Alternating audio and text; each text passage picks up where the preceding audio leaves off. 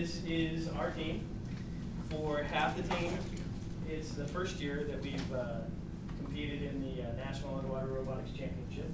And for the other half, it's their third year. So we combined Gateway Community College and Mesquite High School in order to get us here today. We put forth quite a bit of effort to get here. We utilized quite a bit of the stuff that Mesquite High School had gained and purchased throughout their competition, and we tried to input and add more stuff to what they had. The first thing that we did to design the bot, we tried to design the frame around the thrusters in order to not impede the mobility of the bot in the water. So the first thing we did was actually design a thruster nozzle to direct the water flow. If you'd like to take a look at this and pass it around. We utilize SolidWorks as our main design medium, and I was in charge of doing the thrusters, and I did some research on Cort technology.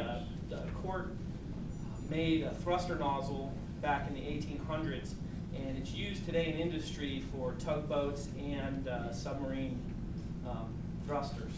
And what it does is, as a propeller spins in the water, it creates a bunch of vortices that go off in all different directions, which reduces the efficiency of the prop in the water.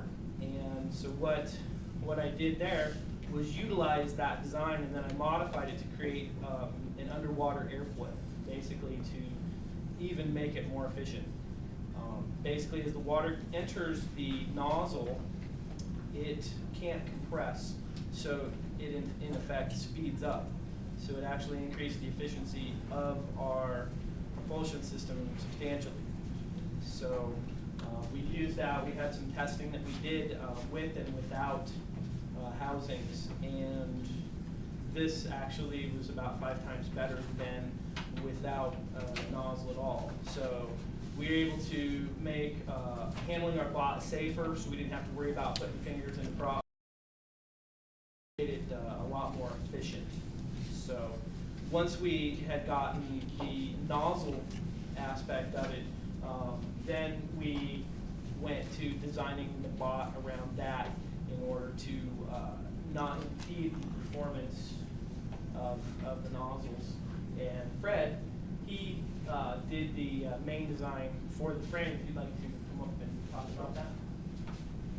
I didn't know if we were going to have overhead projector or not, so I kind of made some handouts. Design the chassis.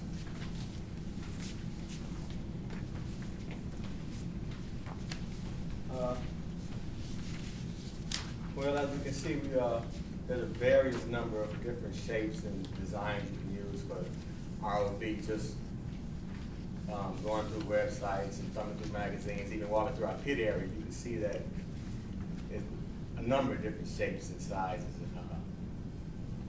To make our ROV, we kind of had 3 major considerations.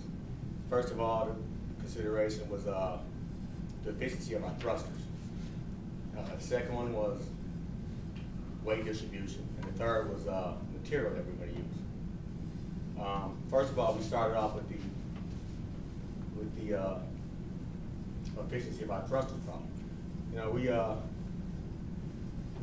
want our thrusters to be pushing in each other or pushing into the body itself, other components on the body. We wanted the thrusters to run as efficiently as they could. So that was a major concern.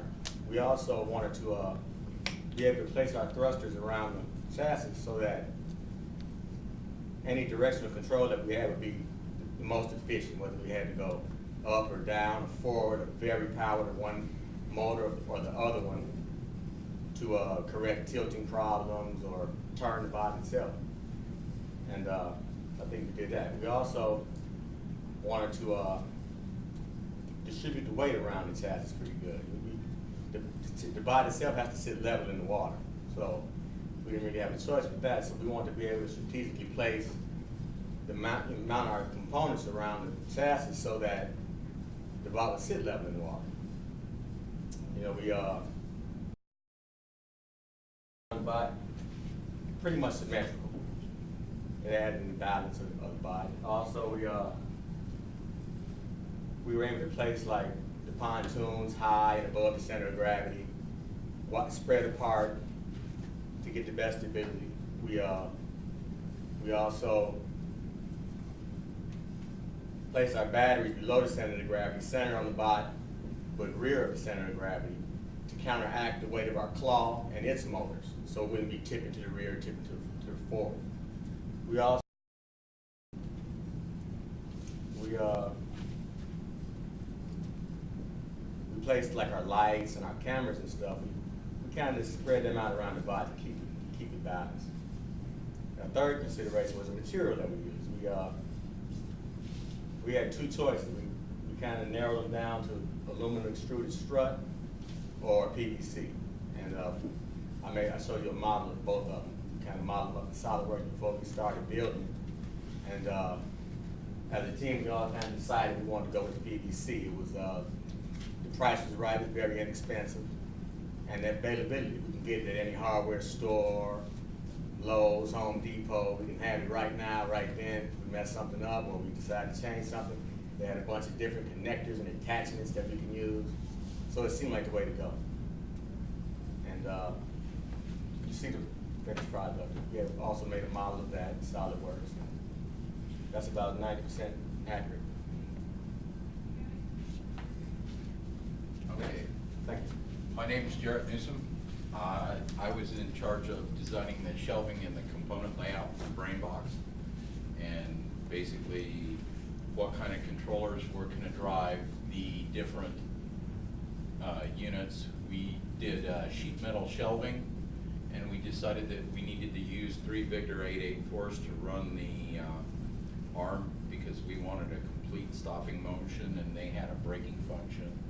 And then on the lower shelves, we've got 4 Scorpions besides the IFI controller.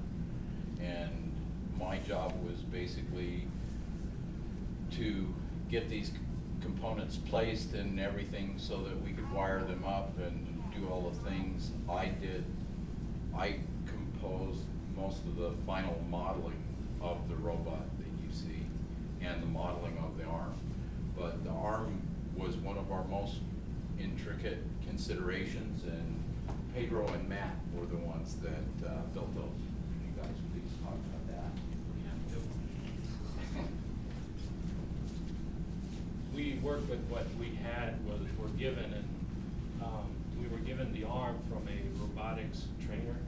Yes. And robotic arm, little baby bot type thing. and it's used by schools to train on robotics, how to move blocks and whatnot.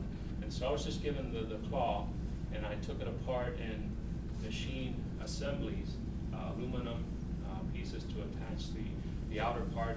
This is very intricate claw because it has to open and close, and it has to rotate, it has to go up and down. And I started with the rotation, and the rotation is done by the motor in the center of that PVC with a shaft that's this long of aluminum, and that attaches to a shaft that has a worm screw. And that worm screw makes it open and close. And the next consideration is you have to have the arm attached to something that is firm, because you can't just have it rotate